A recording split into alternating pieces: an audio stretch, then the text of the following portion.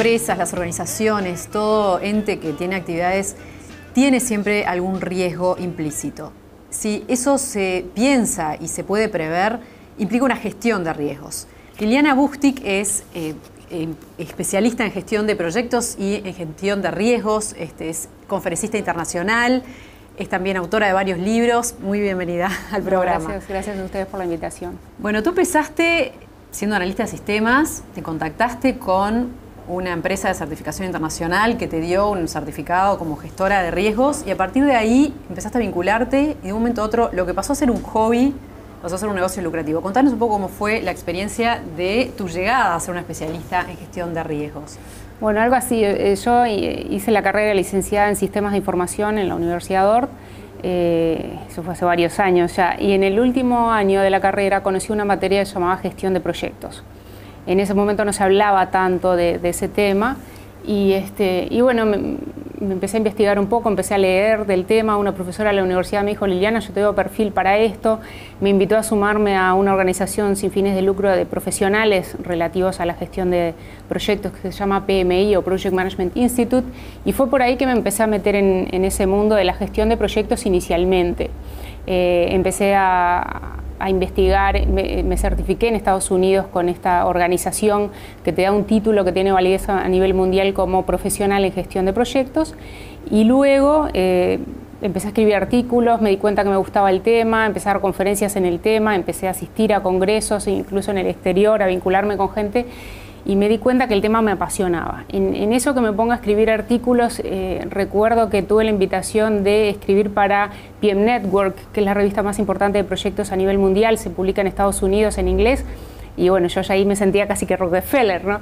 Y dije, esto está bueno, me gusta. Tuve la posibilidad de escribir para Mundo PM, que es la revista más importante de proyectos para Brasil, y me entré a dar cuenta que eso me gustaba mucho.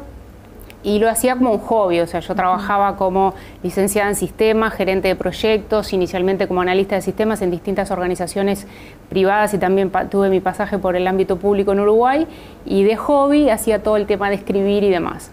Hasta que en el año 2009 decido, yo ya había pasado por Estados Unidos, trabajado un tiempo allá y demás, de hecho terminé trabajando con PMI en su sede mundial, lo que fue como un sueño, ¿no? Es como que, no sé, que te guste el fútbol y termino jugando en Barcelona. O sea, a mí me gustaba la gestión de proyectos, me certifico con PMI y termino trabajando en la sede mundial de PMI en Estados Unidos, aprendiendo muchísimo de ellos. Entonces, cuando volví a Uruguay, decidí escribir un libro sobre un tema específico, que es la gestión del alcance de proyectos. Y bueno, haciendo la historia corta, tuve la suerte de que ese libro terminó siendo el bestseller a nivel mundial en gestión de alcance. Es un libro que no está en español, está solo en inglés. Ellos lo publicaron, se vende en todo el mundo. Anoche yo estaba pasando testimonios para el nuevo sitio web que vamos a lanzar y tenía testimonios de gente y de compañías de Nigeria, de Singapur, de Japón, Corea, todos los países de América Latina, el Caribe, Canadá. O sea, los libros terminaron, ese en particular, que es el primero en el 2009, se usan maestrías de proyectos de la Mumbai University en India, Swinburne en Malasia, Boston University en Estados Unidos, o sea, que algo que lo empecé como hobby, que fue ese libro, terminó siendo súper valorado a nivel mundial, ¿no? Entonces ese fue como el primer momento así de decir, wow. Y a la vez tenías tu cartera de clientes, ¿no? De las más variadas empresas, porque los rubros son bastante distintos. Ahí todavía no, porque yo ahí estaba trabajando como gerente de proyectos para una compañía de Estados Unidos. Yo había estado allá, volví y empecé a trabajar virtualmente desde Uruguay. Yo estaba acá y todo mi equipo de proyectos y mis jefes estaban en Estados Unidos, que fue otra experiencia súper interesante de trabajo virtual y remoto. O sea, que hacías todo este trabajo, digamos, si se quiere académico, más de investigación. De investigación y más editorial, mientras trabajabas en una empresa en Estados Unidos. Exacto. Sí. O antes trabajando en empresas de Uruguay, o sea, yo usaba mis vacaciones para irme a los congresos, las vacaciones a veces para escribir, para investigar, evidentemente llevo bastante tiempo. Y bueno, en un momento era full time, fui gerente de desarrollo de software también en algún momento, y lo otro lo hacía como hobby. Y lo que me pasó en el año 2012, ya un poco antes, fue que lancé el segundo libro, el libro de gestión de riesgos, y ese sí lo lancé en español, porque ahí todo el mundo me decía, ¿cómo puede ser que seas latina y escribas en inglés y no en español? Entonces ahí lo lancé en español, que fue el primer libro en el mundo sobre gestión de riesgos en proyectos en español. Y bueno, ese libro tuvo una entrada muy fuerte en lo que es América Latina, el Caribe, España, también la comunidad habla hispana de Norteamérica. Y me empezaron a pedir conferencias y capacitación. Y ahí sí lo que tú me decías de la cartera de clientes importantes, claro, de las primeras compañías, claro, no sé, Copa Airlines en Panamá, Bianca en El Salvador, las principales constructoras mineras de Perú, de Chile, o sea, me empezaron a llamar de todos los lugares, todos querían hacer conferencias, querían el tema de capacitación.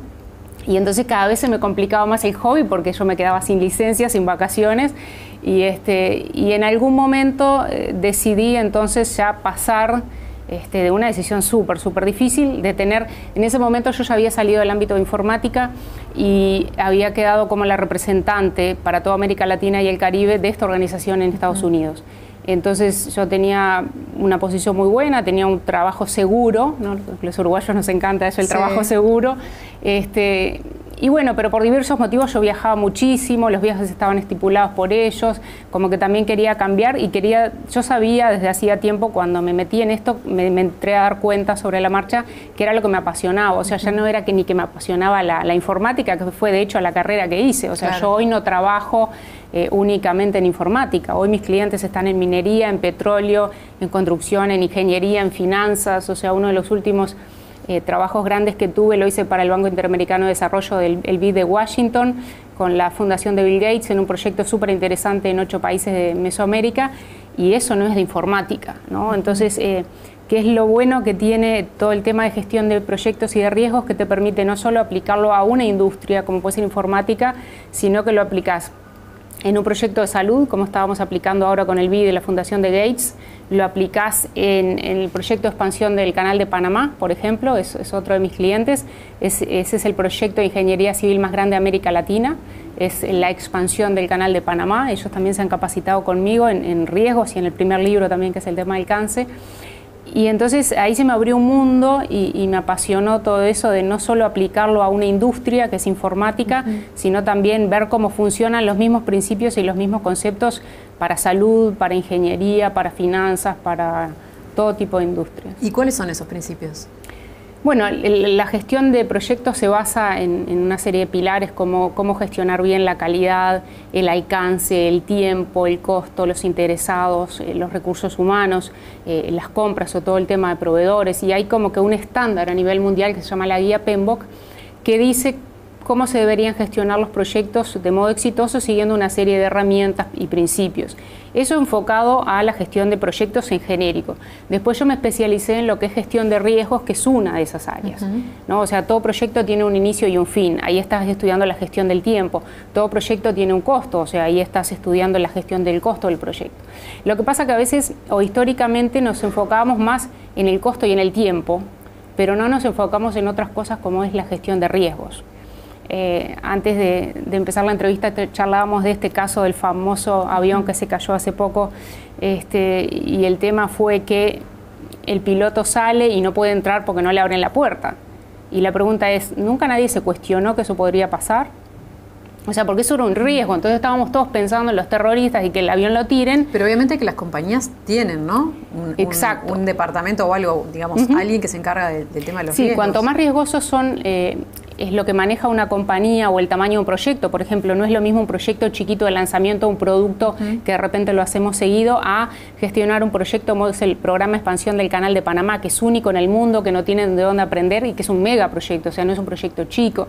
Yo tengo un cliente ahora, la segunda empresa más grande de Colombia, que está desarrollando una central hidroeléctrica en una zona muy conflictiva, no solo geográfica, sino donde están comunidades indígenas, grupos armados, o sea, la complejidad es mucho mayor que un proyecto por ahí de la diaria que podemos tener para lanzar un nuevo libro.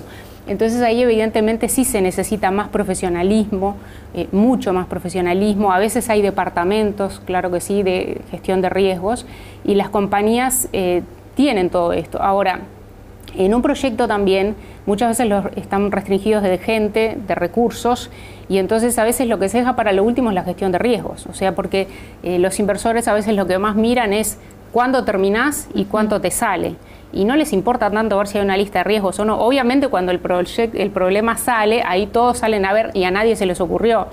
Yo tengo una compañía clienta en Chile que son de los productores de cobre más grandes del mundo, y entonces me decían que habían tenido que despedir a uno de sus gerentes de proyecto porque había asumido ciertos niveles de riesgo y no había escalado a tiempo ciertas cuestiones que tuvo que haber escalado, que tuvo que haber dicho, y como que bueno, actúa un poco de héroe, yo lo puedo controlar, y cuando avisó ya se habían perdido millones, ¿no? Entonces cuando pasan esas cosas, ahí sí la organización empieza a ver, bueno, ¿y qué falló? ¿Y qué pasó? ¿Y cómo nadie se dio cuenta que este riesgo estaba?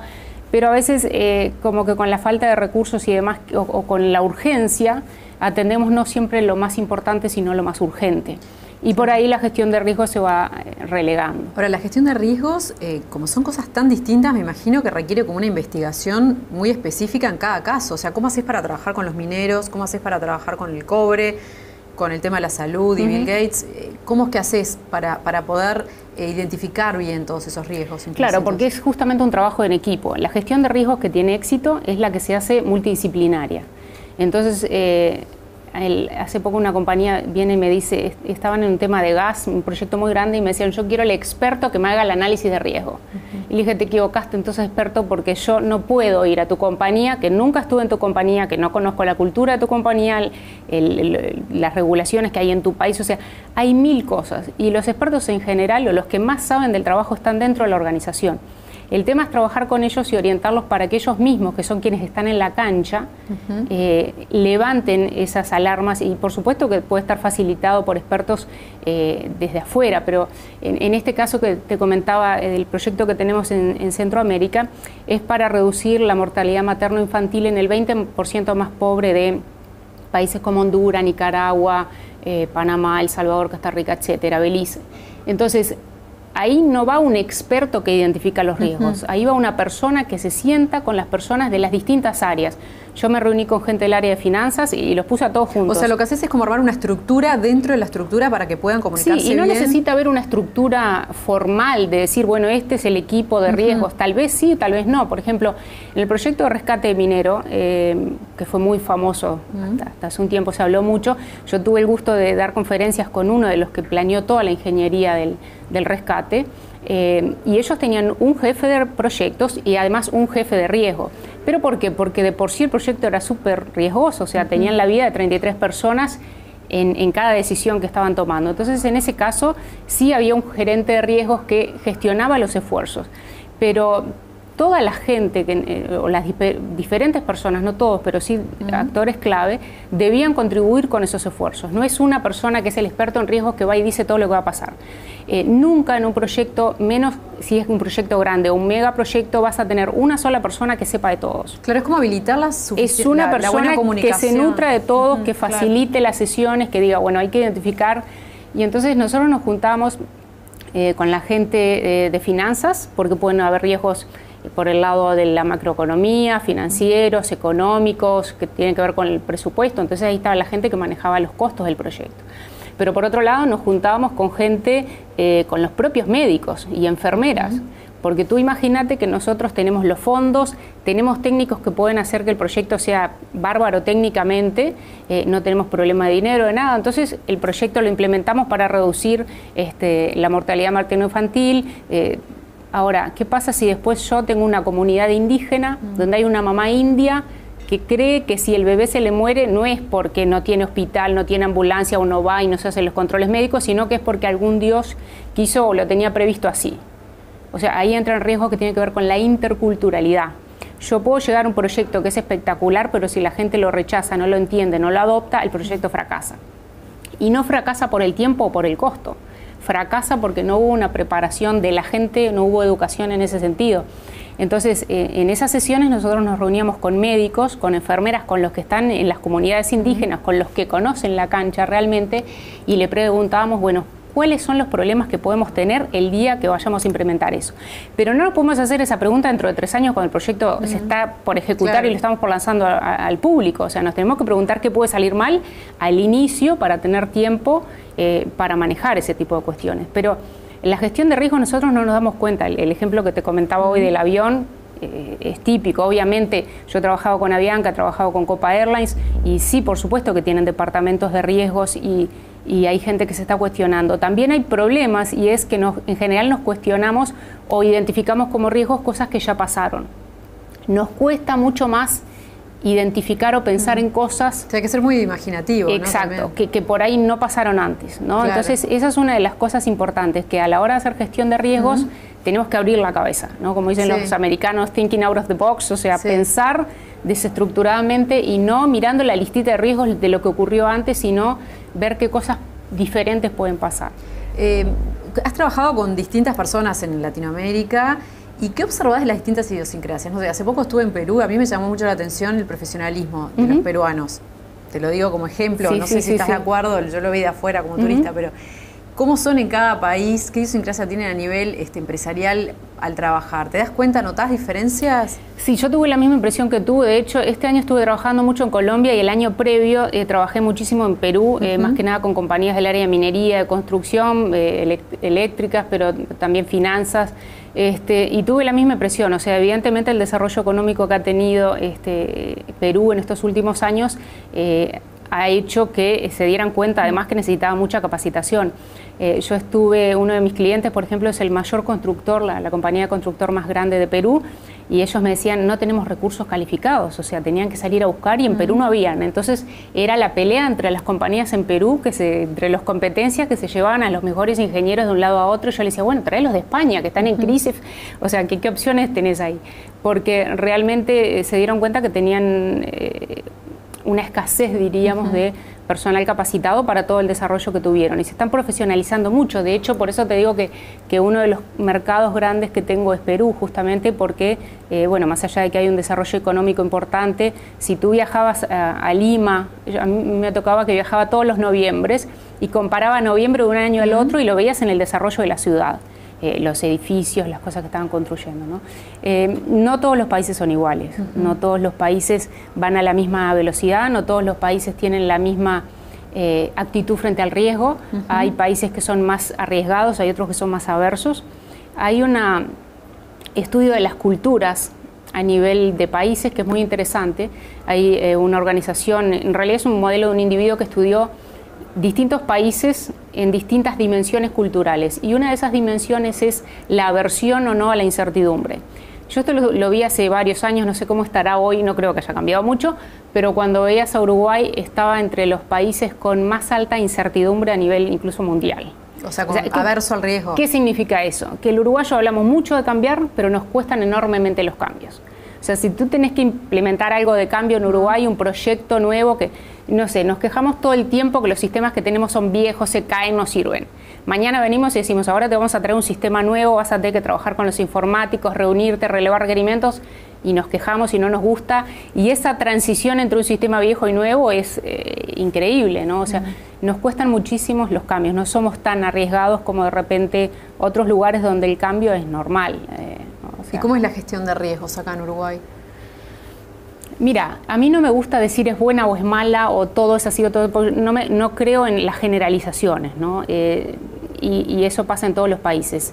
La gestión de riesgos a nivel mundial, cuando yo estuve haciendo una investigación como de 3 años hace un tiempo para entrar bien profundo y estuve viendo cómo funciona esto en varios países. La gestión de proyectos, el profesionalismo en general arranca en Estados Unidos, sin embargo en gestión de riesgos la madurez está mucho más en lo que es Inglaterra. Australia también es un país que investiga mucho en el tema y que son muy profesionales en este tema, pero no quiere decir con eso que, bueno, en Inglaterra y en Estados Unidos son excelentes gestionando riesgos y en Uruguay no. Y te hago un ejemplo de hace poco.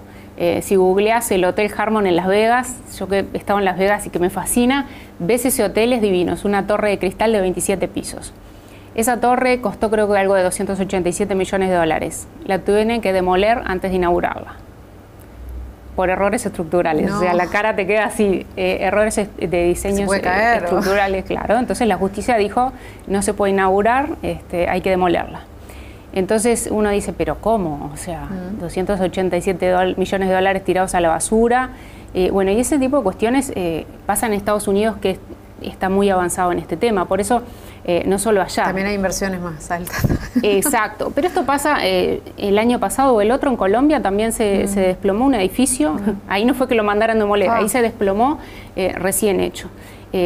¿Por qué? Bueno, errores de diseño, materiales más baratos, o sea, distintas causas que llevan al fracaso en un proyecto de este tipo.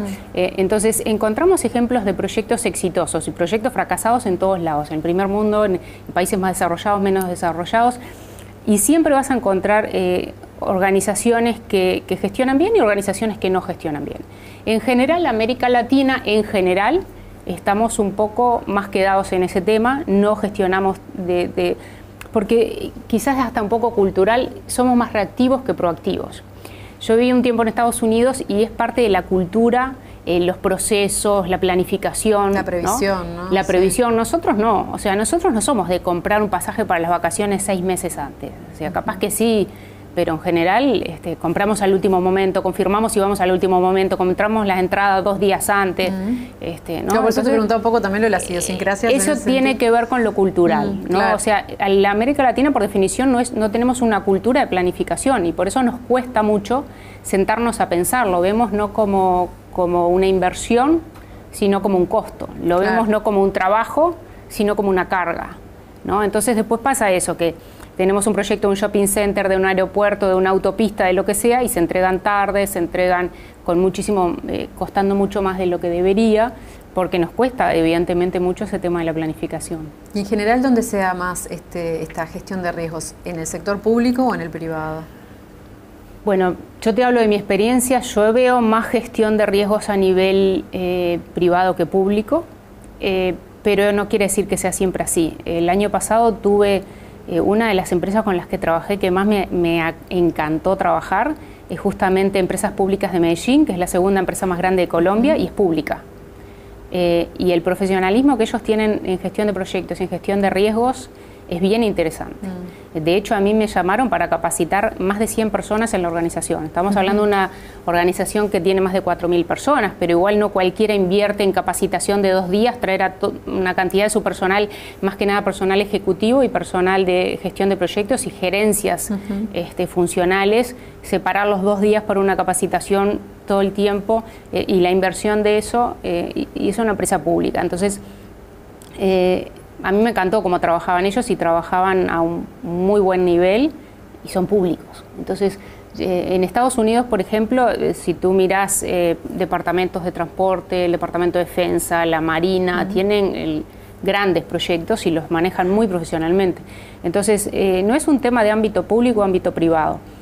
Quizás hay más madurez en algunos ámbitos privados, quizás hay más recursos también para invertir en esto.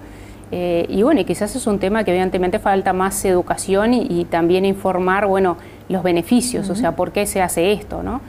Porque el otro tema es que a veces nos creemos que, bueno, en la facultad no me dieron esta materia o esto no es importante y entonces no lo usamos, o nos creemos que cualquiera le ponemos el título de jefe de proyectos o jefe de riesgos y ya está. Y no nos damos cuenta que hay todo un cuerpo de conocimiento muy importante por detrás y las compañías que gestionan estos temas bien, los gestionan bien y no en función del sentido común únicamente. O sea, hay herramientas, hay software, hay tecnologías, hay un montón de cuestiones que podemos usar y que a veces no se conocen. Y en el sector público en Uruguay muchas veces se pide, ¿no? En presidencia, la otra vez me comentabas que se pedía a veces la certificación. Lo que se pide en Uruguay, más que nada, no es la certificación de riesgo. Yo tengo 2 certificaciones, la PMP, que es gestión de proyectos, y la RMP, que es Risk Management Professional, que es en gestión de riesgos. La de gestión de riesgos es más moderna, hay muchísimo menos gente a nivel mundial certificada, es mucho más común la de gestión de proyectos. Sí, acá en Uruguay, sé que en Antel, en presidencia, pero bueno, creo que no vale la pena nombrar porque son muchísimas las organizaciones que valoran, algunos la piden como requisitos y otros la valoran el contar con esa certificación. ¿Cómo es el tema de la capacitación? ¿Tenés por todo el mundo, así como te contratan para asesorías, te contratan también para capacitar a las empresas? Sí, yo de hecho lo que más hago es mucho más capacitación que asesoría, porque además me gusta más, ¿no? En el caso y a veces es una mezcla, en el caso del BID con Bill Gates en este programa, ellos me contrataron y hicimos ambas cosas. Por un lado les capacité, porque yo tengo mucho la filosofía de que Liliana viene y se va.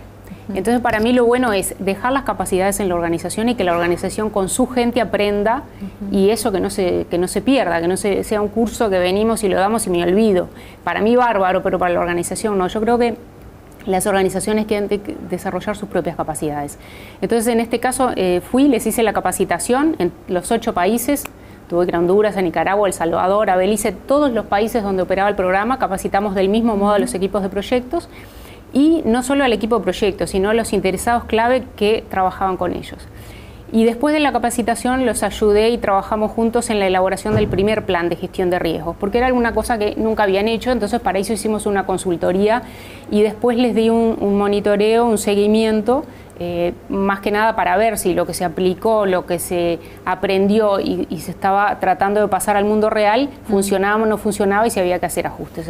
Entonces, en ese caso se hizo una mezcla de capacitación y consultoría, pero muchas veces lo que más se hace es solo capacitación y luego la empresa se encarga de gestionar sus riesgos. ¿Alguien que quiere estudiar este tema acá en Uruguay no va a poder hacerlo o sí ya hay alguna? Mira, acá en Uruguay, gestión de proyectos, hay diversas compañías, incluso universidades o instituciones que dan la materia de gestión de proyectos. Ahora, en general son cursos de 40 horas y es lo que yo conozco es como básico, es como que la puerta de entrada. Y el problema es que a veces los uruguayos nos quedamos ahí creyéndonos que no sabemos todos porque tenemos esa capacitación inicial o la certificación PMP y para mí eso es la entrada, es lo básico. O sea, de ahí yo creo que sí, que todavía en Uruguay falta mucho y a nivel, para profundizar, en general te tenés que ir afuera.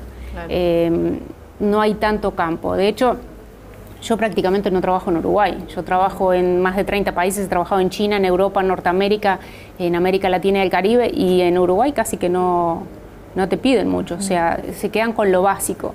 Y creo que sí falta profundizar mucho en el tema de gestión, específicamente de gestión de riesgos, ¿no?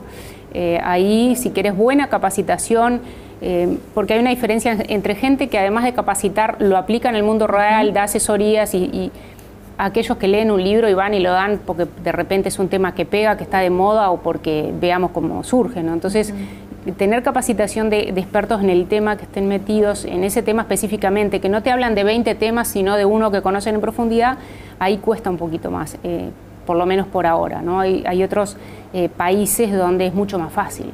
Yo esta semana compartía con alguien, le decía que tenía ganas de hacer un curso de proyectos complejos, gestión de proyectos complejos, y entonces decía, bueno, pero me tengo que ir a Londres 2 días. Y bueno, es que en Londres están con ciertas compañías patrocinadas, con, yo qué sé, compañías como Airbus, como Lockheed Martin. Claro, ellos desarrollan aviones, desarrollan equipamiento de defensa, desarrollan proyectos muy complejos en distintos países y se nuclean de repente para financiar una investigación en una universidad y ahí ponen todo el know-how en esa temática específica. Pero a veces nos pasa así que tenemos que salir afuera a buscar esto. Y el otro motivo no es que acá en Uruguay no haya gente capacitada o que no tenga la capacidad de desarrollar eso, es que nuestro mercado también es relativamente pequeño, ¿no? O sea, no es lo mismo dar una capacitación en Estados Unidos o en Colombia o en México que hacer una capacitación de algo que es un nicho, claro, que es específico en un país como Uruguay, que bueno, evidentemente es un tema de tamaño también. Bueno, muchas gracias Liliana por mostrarnos todo este panorama. Bueno, muchísimas gracias a ustedes.